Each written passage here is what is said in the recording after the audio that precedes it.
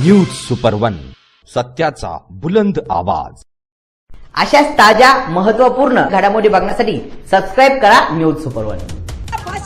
Republican party of India Athawale गट आणि अन्याय अत्याचार निर्मूलन समिती महिला आघाडीच्या वतीने उत्तर महाराष्ट्र उपाध्यक्षा रमादेवी धिवर यांच्या उपस्थितीत विविध मागण्यांचे निवेदन 20 मार्च रोजी श्रीरामपूर शहर पोलीस स्टेशनचे पोलीस निरीक्षक नितीन देशमुख यांना देण्यात आले।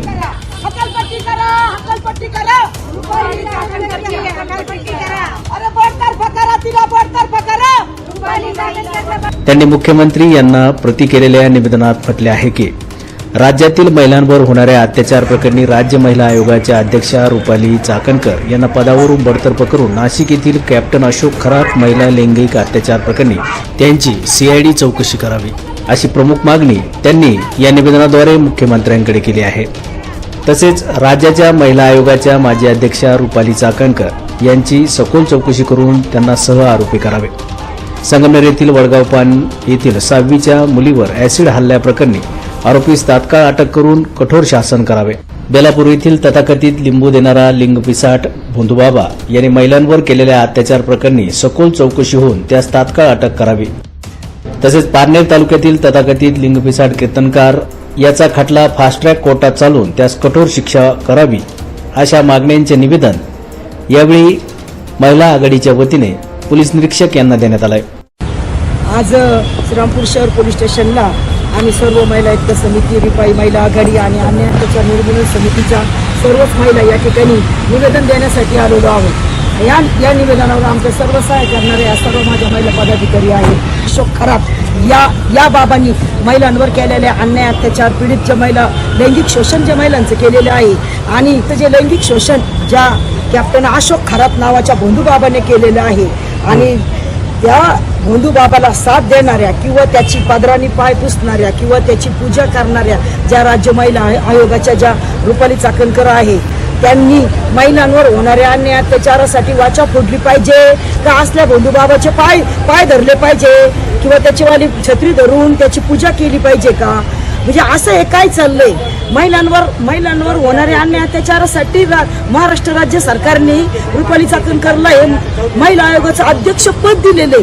मग कोणत्याही महिलेवर अन्याय अत्याचार होत असताना महाराष्ट्रामध्ये कोणत्याही जिल्ह्यामध्ये कोणत्याही तालुक्यामध्ये मला तरी वाटत नाही रुपाली चाकणकर येऊन पोहोचलेले आहे आणि महिलांवर होणाऱ्या अत्याचारावर समस्या कोणत्याही त्यांनी सोडवलेलं नाहीये। कोणत्याही अत्याचार पीडित महिलेला येऊन ते भेटलेले नाहीये। रिसेंटली आत्ताच संगमनेरच्या वडगावपान येथील एका 6वीच्या छोट्या मुलीवर ऍसिड हल्ला झाला। त्या देखील ठिकाणी रुपाली ताईला यायला वेळ नाही भेटला। म्हणजे त्या महिला आयोगाच्या असून सुद्धा त्या जर त्या पीडित मुलीला न्याय द्यायला येऊ शकत नाही।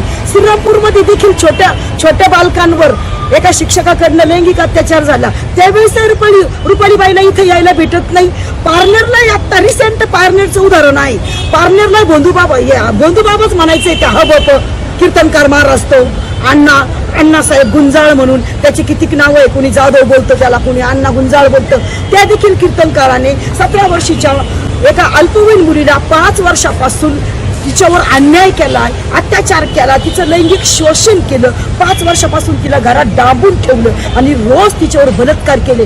म्हणजे या महिलांना ज्या वेळेस पीडित महिलांना न्याय देण्यासाठी महाराष्ट्र शासन जर तुम्हाला एखादं पद देते, त्या पदावर तुम्ही कार्यरत आहे, त्या पदाचा तुम्ही महिलांसाठी उपयोग करता का पुरुषांचे पाय धरण्यासाठी पाय धुण्यासाठी उपयोग करताय? आमच्या महिला आघाडीची एवढीच मागणी आहे की अशी निष्क्रिय महिला त्या महिला आयोगाला नकोय, तिच्या अध्यक्ष पदावर देखील नकोय। तिला बरतर्फ करा, तिची हकालपट्टी करा। 2 दिवसात तिच्यावर देखील या नाशिकच्या प्रकरणामध्ये तिला देखील सह आरोपी करावी अशी आमची या ठिकाणी महिला आघाडीची मागणी आहे। आज आम्ही सर्व महिला अन्याय अत्याचार आणि जे काही बलात्कार वगैरे झालेले आहेत त्याच्या विरोधात आज आवाज उठवायला रस्त्यावर आलेलो आहोत। आज पोलीस स्टेशनमध्ये आम्ही न्याय मागायला आलेलो आहोत। आता मला तर असं वाटतं ज्या 5 मागण्या रमादेवी धिवरने मांडलेल्या आहेत, ह्या 5 मागण्या ह्या रास्त आहेत आणि ह्या मागण्या जर ह्या मागण्या आमच्या पूर्ण झाल्या नाहीत तर आम्ही सर्व महिला रस्त्यावर आल्याशिवाय आणि मोठं आंदोलन केल्याशिवाय राहणार नाही। मला एक सांगू द्या, हे भोंदूबाबांना खतपाणी घालताय कोण? खतपाणी घालणारे हे राजकीयच पुढारी आहेत, कारण ते त्यांच्या बरोबर दिसतात. रुपाली चाकणकरचा अवतार बघा, ती काय करते, महिलांच्या बाजूने लढते का पुरुषांच्या बाजूने? महिलांच्या बाजूने लढत असती तर तिने हे मुद्दे घेतले असते. ती कोणत्या महिला अन्याय अत्याचार झालेल्या महिलांच्या मागे कधी उभी राहिली का? नाही. त्यामुळे तिला त्या पदावर राहण्याचा अधिकार नाही. दुसरी गोष्ट अशी की हे भोंदू बाबा पोलिसांना सापडत का नाही? पोलिसांची पण हात मिळवणी आहे का? पोलिसांची सुद्धा हात मिळवणी आहे. पोलिसांना सुद्धा माहित आहे गुन्हेगाराला जात धर्म काही नसतं. गुन्हेगार हा गुन्हेगारच असतो. मग हा गुन्हेगार सापडत का नाही? पोलिसांना तर सगळेच ठाव ठिकाणी माहीत असतात. मग पोलिसांना हे सापडत का नाही? जिथे अन्याय अत्याचार होतात, बलात्कार होतात, स्त्रियांच्या इज्जती रस्त्यावर आणतात, तिथं पोलिस काय करतात? काय करतात हे पोलिस? माझा तर पोलिसांवरच आक्षेप आहे. दुसरी गोष्ट, आताचे जे सरकार आहे ते निष्क्रिय आहे. त्यांच्यात कुठलीही पूर्णता नाहीये. या सरकारचा मी निषेध करते आणि रुपाली चाकणकरचाही निषेध करते. महिला दक्षता कमिटीच्या अध्यक्ष रमाताई विधिवत मॅडम यांनी आता जे अनुमोदन दिलेलं आहे, निवेदन दिलेलं आहे, त्यांच्याबरोबर आम्ही सर्व महिला आहोत. आणि ज्या काही घटना घडत आहेत वडगाव पासून ते पारनेर, बेलापूर, थेट नाशिक पर्यंतच्या, तर ह्या अतिशय निंदनीय आहेत. महिला आजही सुरक्षित नाही आहेत. महाराष्ट्रामध्ये इथून मागे असे प्रकार घडले नाही.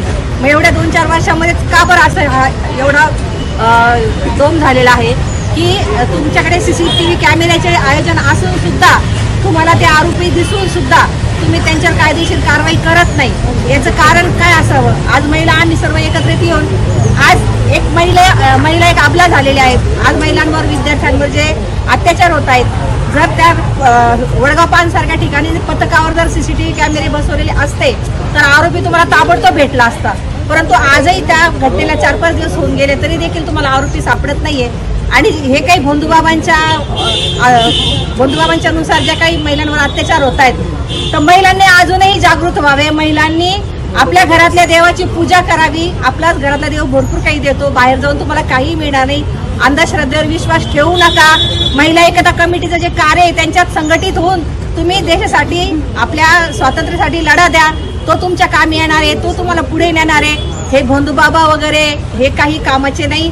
आणि आमच्या महिला आघाडीने जे काही निवेदन दिले तर त्याचं आपण लवकरात लवकर साहेब पाठपुरावा करून संबंधित व्यक्तीला ताबडतोब शिक्षा द्यावी अशी आमच्या सर्व महिलांच्या वतीने नम्र आहे. आता सगळ्याच महिलांनी सगळं सांगितलंय. मला सांगण्यासारखं काही राहिलं नाही. फक्त माझा महिलांना एकच सांगणं आहे का तुम्ही भोंदूबाबाकडे जाऊच नका. भोंदूबाबा काहीच करत नाही. तुम्हाला घरात त्रास होतो, घरात त्रास झाल्याने महिला बाबांकडे जातात ना, तुम्ही आमच्यासारख्याकडे या. तुम्हाला आम्ही न्याय मिळवून देऊ. तुम्हाला नवरा मारतो, आमच्याकडे या. सासू त्रास देते, आमच्याकडे या. तुम्हाला काही त्रास असू द्या तर तुम्ही आमच्याकडे या. भोंदू बाबा काहीच करत नाही. फक्त भोंदू बाबाकडे तुम्ही स्वतःहून जाऊ नका तिथं. कारण भोंदू बाबा म्हणतात का महिला आमच्याकडे येतात, आम्ही काय त्यांच्याकडे जात नाही. पण तुम्ही या त्याच्या ज्या जो पेहरावे, तो देवाचा माणूस आहे आणि तो देवाचा अवतार आहे. अवतार वगैरे काहीच नसतं. तुम्ही तुमच्या मनातली जी शंका आहे तुम्ही पोलीस स्टेशनला या. पोलीस स्टेशनला तुम्हाला न्याय नाही भेटला, तुम्ही आमच्यासारख्या इथं सगळ्या ज्या महिला आहेत कोणाला भेटा, कोणाला सांगा. 100% आम्ही तुमच्यासाठी उभे राहू. ते पण बिगर पैशाचं. भोंदूबाबाला सुद्धा जाताना 50 रुपयाचे तुम्हाला लिंब न्यावं लागतं. तसं आमच्याकडे आल्यावर तुम्हाला 1ही रुपया खर्च येणार नाही. बरोबर आहे. नारळाला तरी 100 रुपये जातात. आम्ही कोणताही खर्च तुमच्याकडून घेणार नाही. तुम्ही निर्दस्तपणे आमच्याकडे या. तुम्हाला येणारा मुलगा त्रास देत असन, जाणारा माणूस त्रास देत असन, तुम्हाला काही प्रॉब्लेम असू द्या, भोंदूबाबाकडून तुम्हाला काही भेटणार नाही. ते कसं असतं, कावळ्याला बसायला फांटीला मोडायला म्हणून आपल्याला वाटतं फरक पडला. असं करून ती बाई शेवटी तिथं जाऊन बसती. त्याच्यामुळे आपलं स्वतःचं लैंगिक शोषण अशा महाराज लोकांना करून देऊ नका. माझं एवढंच सांगणं आहे तुम्हाला. भोंदूबाबाकडे जाती नाही, असं जे पाया पडती, जे कार्य चालू आहे तिसवाले हे सगळं खोटच आहे. दाखवू लागलेलं चांगलं काम करते पण हिला राजीनामा दिलाच पाहिजे. आज सगळ्या महिलांनी एकत्र येऊन हे केलंच पाहिजे. हिचा खूप विषय झालेला आहे, हे नगरमध्ये सुद्धा झालेला आहे विषय. तर हे ताईंचाच मी म्हटलं, ताईंसगळं मिटिंग घेणारच आहे. जसं ताईंना बोलून मी आपल्या तृप्तीताई देसाई यांना बोलून, तर ताई तुम्ही सुद्धा लक्षात झाला तर या बाईचा तिला असं मागणी करा, अकालपाठी लवकर झाली पाहिजे. नाहीतर नाही झाले तर आम्ही सगळ्या महिला संघटनेच्या जेवढ्या पण महिला पदाधिकारीचा आम्ही मोठं आंदोलन करणार आहोत. नाशिक येथील कॅप्टन अशोक खरात प्रकरणी वादग्रस्त ठरलेल्या रुपाली चाकणकर यांनी आपल्या पदाचा राजीनामा उपमुख्यमंत्री सुनेत्राताई पवार यांच्याकडे 20 मार्च रोजी रात्रीच सुपूर्द केलाय. याप्रसंगी रमादेवी धिवर, उज्ज्वलाताई येवलेकर, शोभाताई पातारे, मुमताज सय्यद, सुनील सातदिवे, कल्याणीताई भालेराव, सुनीताताई वडणे, अहमद नसीर शेख, ॲडव्होकेट मिलिंद धिवर, गिरिजा शिंदे, पूनम जाधव, अलोक थोरात, विजया वारसे तसेच इतर कार्यकर्ते आदी उपस्थित होते. न्यूज सुपरवनसाठी निर्मला शिंदे, श्रीरामपूर.